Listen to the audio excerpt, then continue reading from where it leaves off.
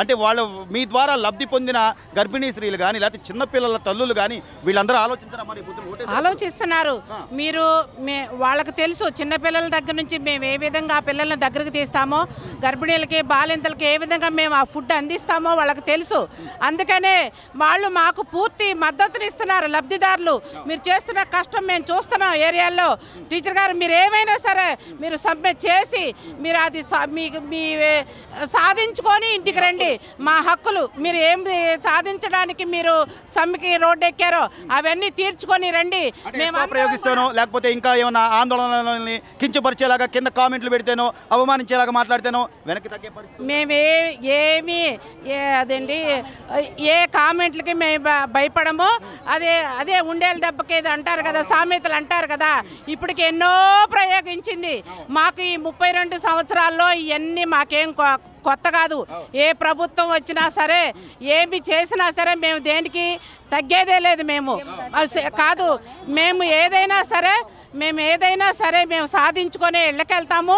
మీరు ఎన్ని బెదిరింపులు చేసినా ఇప్పటికి ఎన్ని బెదిరింపులు చేశారో మీరు వచ్చి రేపు 5 గంటలకల్లా మీరు వచ్చి జాయిన్ అవ్వకపోతే మిమ్మల్ని తీసేస్తామని చెప్పేసి బెదిరించారు. కానీ 5 గంటలకు కాదు, మేము నిన్నంతా కూడా ఇక్కడే కూర్చొని మేము ఏం చేసుకుంటావో చేసుకో అని చెప్పి రాత్రికి కూడా ఇక్కడే కూర్చున్నాం. మా వాళ్ళు ఇంకా వాళ్ళు బెదిరింపులకి 5వ తారీఖు చేసిన బెదిరింపులకి ఇంకా ఉధృతంగా మా అంగన్వాడీ వర్కర్లు అందరూ కూడా రోడ్డు ఎక్కారు. అలాగే ఈరోజు ఎస్మా ప్రయోగించాడంట.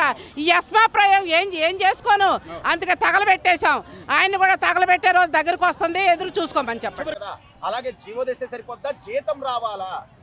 జీతం కావాలి, జీతానికి మేము ఇస్తాననేసి జీవో పాస్ చేయాలి. ముందు ప్రభుత్వ ఉద్యోగాలే గుర్తించాలి. సుప్రీంకోర్టు ఇచ్చిన గ్రాడ్యుయేట్ అమలు చేయాలి. కనీస వేతనం 26,000 ఇవ్వాలి. ఈ మూడింటికి కూడా జీవో పాస్ చేయాలి. మాకు జీవో కొంతమంది నాయకులు లేకపోతే సెకండ్ గ్రేడ్ నాయకులు అంతా మాట్లాడుతుంది వాళ్ళు అంత పెద్ద ఉద్యోగాలు చేసేది ఏం లేదు, లేకపోతే వాళ్ళకి అంత వాళ్ళ వల్ల మనకి ప్రభుత్వానికి అంత ఇదేం లేదు అని చెప్తున్నారు తప్ప ఈ రోజున గర్భిణీ స్త్రీలు కానీ లేకపోతే బాలింతలని కానీ చిన్నపిల్లలని కానీ వీళ్ళందరినీ ఒక గర్భిణి నెల తప్పింది మొదలుకొని 9 నెలల వరకు వాళ్ళు పౌష్టికాహారం అందించడము, ఐరన్ టాబ్లెట్స్, ఆ పౌష్టికాహారం అన్ని లోపం రాకోకుండా వాళ్ళని 9 నెలలు కాపాడి డెలివరీ అయ్యేంత వరకు కూడా మేమే ఫాలో అవుతామండి. అలాగే డెలివరీ అయ్యాక 6 నెలలు కూడా బాలింతల సంరక్షణ కూడా మేమే చేస్తున్నాము. వాళ్ళకి పౌష్టికాహారాన్ని ఇవ్వడమే కాదు, మళ్ళీ యాప్ల ద్వారా ప్రభుత్వానికి బోల్డ్ రిపోర్ట్లు అందజేస్తున్నాం మేము.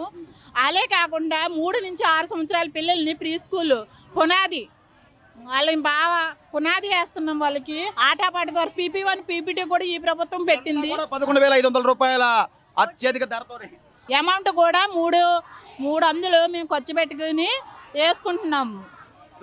అల్టిమేట్ ఏం చెప్పదలుచున్నారు ప్రభుత్వానికి? ఏం చెప్తారు ఫైనల్ గా మాకు మొత్తం నోటి మాట కూడా కాదండి, మాకు జీవోలు 3 వీటి మీద కూడా మేము గట్టిగా ఆందోళన చేస్తున్నాము. ఈ రోజుకి 26 రోజులు పెట్టి మేము రోడ్డు, ఈ రోజు 26 రోజులే కదా, అంతకుముందు కూడా మేము అనేక మందికి మా బాధలు చెప్పుకున్న అధికారులకి, సీఎం గారికి మా అధికారుల ద్వారా వినతి పత్రాలు అనేక సార్లు కలిసాము. కలెక్టర్ల ద్వారా, ఎంఆర్ఓల ద్వారా, ఆర్డీఓల ద్వారా కూడా మేము వినతి పత్రాలు, దేనికి కూడా మేము భయపడమండి.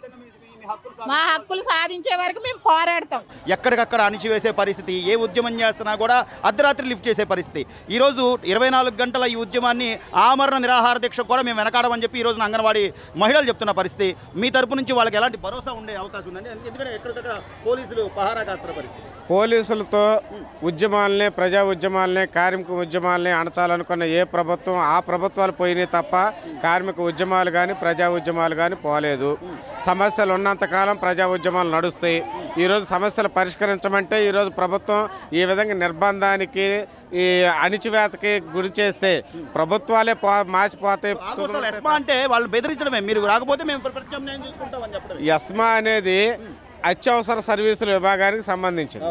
26 రోజులుగా గుర్తుకు రాని ఎస్మా ఈరోజు ఒక్కసారే జగన్మోహన్ రెడ్డి గారికి ఎందుకు గుర్తొచ్చింది అంటే రకరకాల బెదిరింపులు బెదిరించాడు. ఇప్పటి వరకు తాళాలు పగలగొట్టించాడు. ఫస్ట్ పేజ్లో సెంట్రల్ నడపని చెప్పాడు, అయినప్పటికీ సాధ్యం కాల. 5వ తేదీ లోపల మీరు జాయిన్ అవ్వకపోతే మీ సంగతి తేలుస్తాం, మిమ్మల్ని తీసేస్తాం, కొత్త వాళ్ళని జాయిన్ చేసుకుంటామన్నారు. కానీ ఎక్కడ ఒక అంగన్వాడీ కార్యకర్త కూడా బెదర్లా అదర్లా. అయినప్పటికీ చివరికి ఈరోజు ఎస్మా తీసుకొచ్చాడు. ఎస్మాకు కూడా అంగన్వాడీలు బెదిరే సమస్య లేదు. ఇటువంటి ఎస్మాలు ఇటువంటి అన్ని కార్మిక వర్గం అనేకం చూసింది, వీటికి వ్యతిరేకంగా పోట్లాడింది, నిలబడింది. ఎస్మా ప్రయోగించిన ప్రభుత్వాలు పోయినాయి. తమిళనాడులో జయలలిత ప్రభుత్వం ఇదే విధంగా ప్రభుత్వం ఉద్యోగుల మీద ఎస్మా ప్రయోగించింది, ఉద్యోగులందరినీ తీసేసింది. ఏమైంది? ఉద్యోగులు ఉన్నారు కానీ జయలలిత ప్రభుత్వం పోయింది. అట్లాగే కేంద్ర ప్రభుత్వం సమ్మె హక్కు లేదని చెప్పింది, కానీ కేంద్ర ప్రభుత్వం వ్యతిరేకంగా పెద్ద ఎత్తున పోట్లాడారు, సమ్మె హక్కును కాపాడుకున్నారు. ప్రభుత్వాలు పోయిన తప్ప కార్మిక వర్గం పోలేదు. మాట్లాడితే ఇంత చిన్న లాజిక్ ఈ రోజున అంటే వాళ్ళే అంటున్నారు ఇది ఎన్నికల స్టంట్ అని వాళ్ళే అంటున్నారు. ఎన్నికలకు ముందు వీళ్ళు చేస్తున్న ఉద్యమం అని చెప్పి వాళ్ళే అదేదో మసిపూసే పరిస్థితి చేస్తున్నారు. గడిచిన 4.5 ఏళ్ళుగా ఆయన ఇచ్చిన హామీ ఆయన గుర్తులేదా? మరి దాన్ని ఏమంటారు? ఆయనకు గుర్తులేక కాదు, ఆయన చెప్పేది ఏంటంటే ఒక ఛాన్స్ ఇవ్వమన్నాడు కాబట్టి ఒక ఛాన్స్ ఆయన చాలని ఆయన అనుకుంటున్నాడు. కాబట్టి అందుకని ఇక అవసరం లేదు, ఇక ఆయనకి ఇంకో ఛాన్స్ అవసరం లేదు. ఏమన్నా కానీ ఇప్పటికే కార్మికులందరూ సిద్ధపడ్డారు. ఆయనకు ఒక ఛాన్స్ ఇవ్వమన్నారు, ఒక ఛాన్స్ ఇచ్చాం, దానికి తగిన ప్రతిఫలం అనుభవిస్తున్నాం. కాబట్టి ఇంకో ఛాన్స్ ఇచ్చే ప్రశ్నే లేదని కార్మిక వర్గం సిద్ధపడిందనేది నేను చెప్పదలుచుకున్నాను.